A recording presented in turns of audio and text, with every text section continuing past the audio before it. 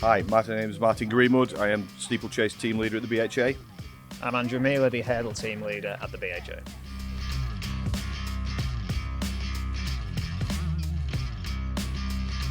BHA. Good Time Johnny's an interesting horse in the King Mealor. Obviously last year's Pertemps winner off 142.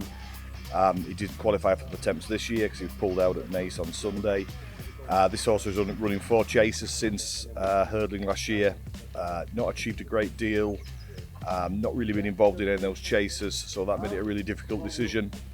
In the UK, we're allowed to take hurdle form into consideration, where they don't do that in Ireland. So I've stuck that on 142, the same mark he won off last year, and it's about £10 higher than the actual Irish chase mark. So, but he's still 7-1 favourite. I think would be Sagino, obviously the juvenile. I think primarily because I was very impressed with Burdett Road earlier in the season, and then Sagino came along and absolutely hammered him in a good time. So yeah, definitely Sagino. Yeah, it's the same every year basically. We get loads of Irish entries throughout the 9 handicaps.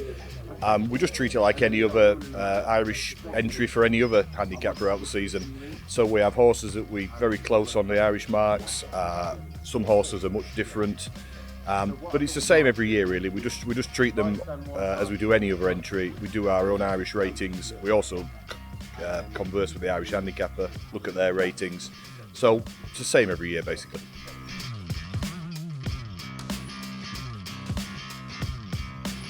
Yeah, very, very difficult race to assess. You've got a small field conditions race, you've got Noble Yates second, 160 odd rated chase, 150 odd rated hurdler. Yeah, the third horse was only rated 105 in Ireland, 113 with us, so literally that race could be anything between 130 and 150. This horse was actually that difficult. We actually conferred with the Irish handicappers and we came up with an agreed figure that we were all broadly comfortable with. That's 140, so look, we'll see how he gets on off that mark in whichever race is chosen for him. Yes, I mean, essentially what we're talking about jumping is obviously French horses, because that's the other main country where they come from. Yeah, I mean, obviously we're not as familiar with the French form as we are with the British and Irish form, obviously, but we've got we know what they're rated in France. We have lots of French horses come and run over here, so we've got lots of data in terms of how that French rating would compare to our scale. So it's quite a straightforward process. But yeah, I mean, it's not as easy as the British and Irish horses, but we've got a set process, and we'll constantly keep that under review based on how they get on.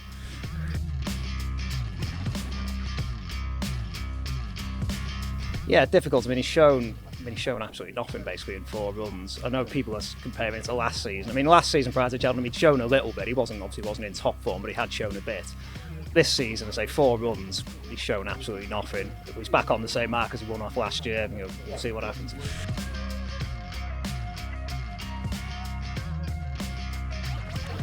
Yeah, well, I'll use a Gold Cup as an example. Obviously, Galloping the Champ is the best horse in the race. I mean, everyone agrees with that. He's got the highest rating, he's the best horse, but he's also around even money.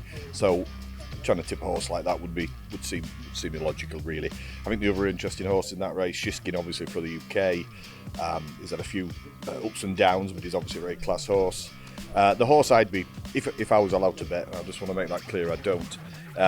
Fast or Slow is obviously a much improved horse since the Ultima last year. His best effort was last time, probably behind Galloping the Champ, rated 170, so there's a few pounds to find. But at 5-6 to 1, he seems to be a sensible each-way option. Be Sagino for me. I think if you look at the results of the top Irish juvenile races this year, there have been lots of sort of congested finishes, suggesting that while there's several decent juveniles in Ireland, there's no real standouts. Obviously, Sagino is the standout in over here. He's already got form over the course and distance, so yeah, he'd be a pretty confident selection for me.